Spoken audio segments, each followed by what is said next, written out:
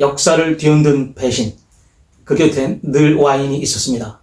와인은 단순한 음료가 아니라 때로는 권력의 도구였고 우정의 증거였으며 반역의 조용한 목격자였습니다. 오늘은 배신과 와인이라는 낯선 조합 속에서 우리가 잘 아는 인물들과 그들의 숨겨진 이야기들을 들려드리겠습니다.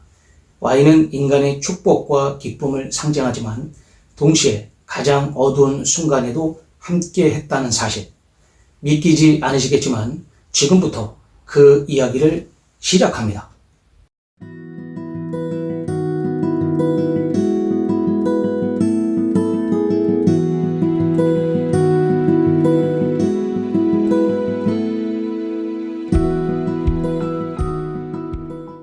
먼저 구독과 좋아요, 알림 설정까지 부탁드립니다.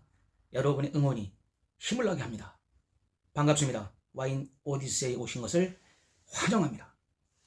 FIC 한국 와인기사단 김동준 총사령관입니다.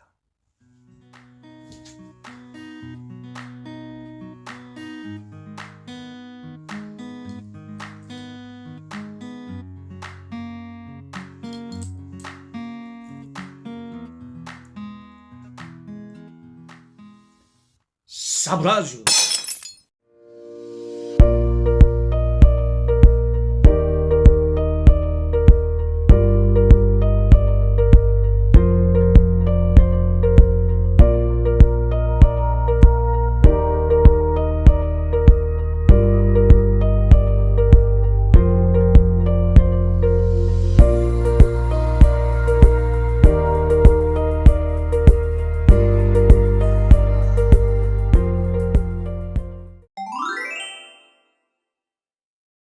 기원전 44년 3월 15일 로마의 황제 줄리어스 시저는 평소처럼 원로원으로 향합니다. 전날 밤 그는 가까운 원로원 의원들과 와인을 나누며 식사를 했다고 전해집니다. 그 자리에는 그의 가장 신뢰했던 사람 중 한 명, 브루투스도 있었습니다. 시저는 브루투스를 거의 양아들처럼 여겼고 그를 후계자로 삼으려 했다는 기록도 있습니다. 그런데 바로 그 브루투스가 원로원에서 시저에게 칼을 꽂습니다. 시저는 죽기 직전 충격과 배신감 속에서 이렇게 외칩니다. 브루투스, 너마저도. 이 대사는 단순한 비극이 아니라 가장 신뢰했던 사람에게 배신당했을 때의 절망감을 보여주는 상징이 됐습니다. 그날 아침 와인잔을 기울이며 나눴던 대화, 건배의 순간이 어쩌면 시저의 마지막 기쁨이었을지도 모릅니다. 물론 이 말은 셰익스피어가 쓴 희곡 속 대사이지만 배신의 순간을 표현하기에 이보다 강렬한 표현은 없겠습니다. 이제 시선을 예루살렘으로 옮겨봅니다. 기원 후 1세기 예수 그리스도는 제자들과 함께 최후의 만찬이라고 불리는 식사를 합니다. 빵과 포도주, 단출한 식사였지만 그 의미는 컸습니다. 예수는 포도주를 제자들에게 건네며 말합니다. 이것은 너희를 위하여 흘리는 나의 피다. 하지만 그날 밤 그 자리에 있었던 제자 중 한 명, 유다는 은 30냥의 예수를 팔기로 이미 결심한 상태였습니다. 그가 성찬의 와인을 마시고 난 뒤 예수를 배신했다는 이야기는 종교를 넘어 인간의 이중성과 죄의 상징처럼 전해져 내려옵니다. 한 모금의 와인 속에 담긴 의미, 축복일 수도 있고 배신의 흔적일 수도 있다는 것을 이 장면은 강렬하게 보여주고 있습니다. 그 한 잔의 와인이 2000년을 넘는 배신의 기억으로 남아 있습니다. 18세기 프랑스 베르사유 궁전은 그야말로 와인과 향락의 천국이었습니다. 귀족들은 하루에도 몇 번씩 만찬을 열었고 샴페인과 포르도 와인이 식탁 위를 가득 메웠습니다. 하지만 거리로 나가면 사정은 달랐습니다.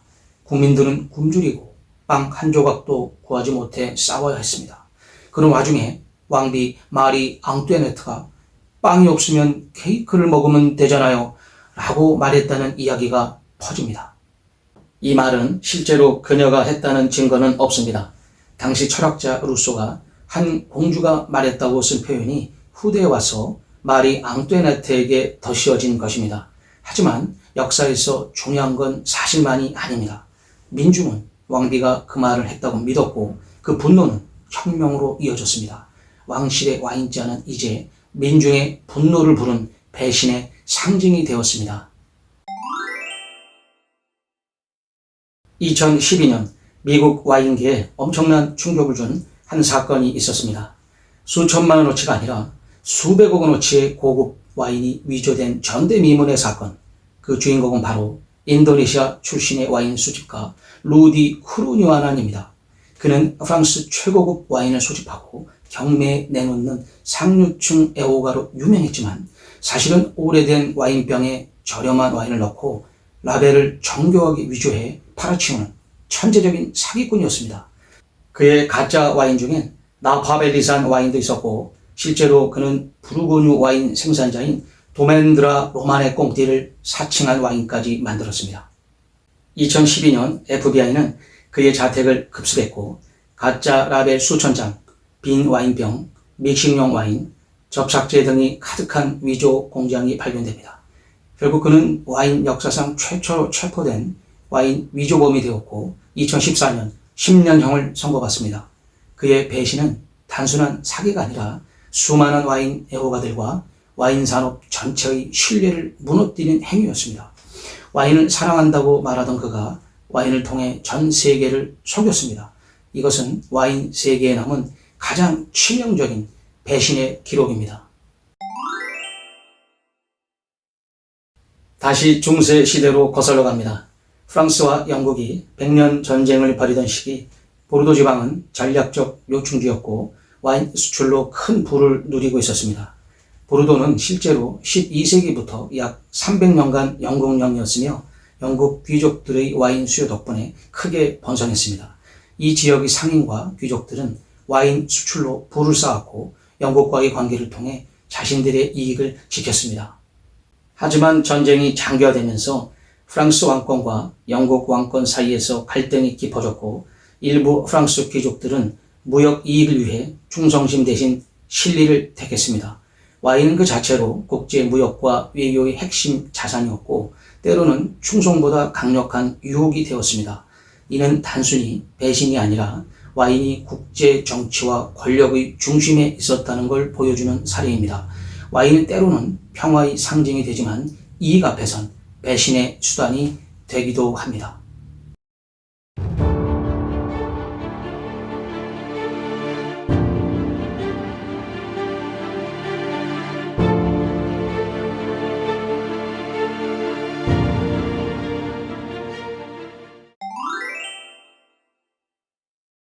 오늘 우리는 와인잔 속에서 인간의 본성을 들여다봤습니다.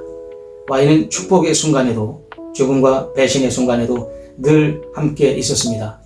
줄리우스 시저의 최후의 만찬, 유다의 은화, 베르사유의 샴페인, 와인 위조의 사기극, 100년 전쟁의 외교적 배신까지 와인은 항상 사람의 선택을 옆에서 조용히 지켜보고 있었습니다.